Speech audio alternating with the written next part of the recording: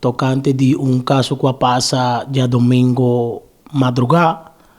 Nos estaba ganando bandi rancho, anto un gaya bordo atracar, anto el gaya señalanos, anto no está inocente, anto riba 24 horas, no pone que no está ladrón, no está maltratar el gay, anto no se horta el gay.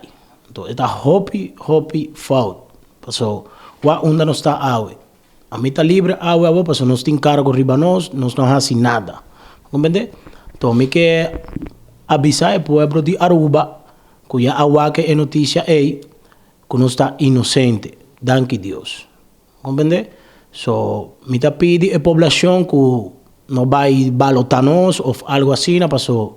A no estar inocente. Va con nos a reportar, va con nos a vinquinar, presentarnos mes, pues no está buen ciudadano de Aruba, no está gente de calle, gente de ningún camino. Mi trabajo, mi familia, mi tu co.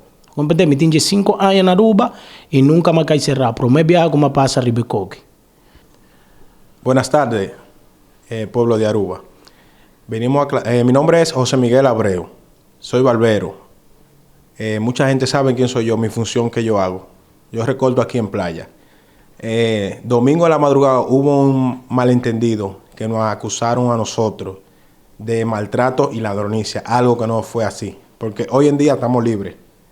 Entonces vinimos a aclarar esa situación porque yo tengo un negocio y se vería triste que una gente diga, ay, no voy a ir a la barbería del Chulo porque esto y esto y esto. No. Yo vengo a informarle al pueblo de Aruba que nunca, yo tengo 11 años aquí y nunca yo le he quitado lo de nadie, nunca he robado. Tengo mi negocio, tengo mi familia, tengo mis hijas arubianas y yo lo que vine aquí fue a trabajar.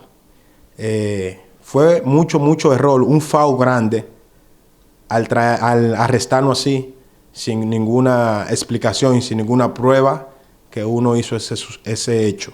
Entonces yo le pido al pueblo de Aruba una disculpa o que miren bien y rectifiquen bien, que sea algo muy humano que uno tenga en este caso, uno que es trabajador honestamente.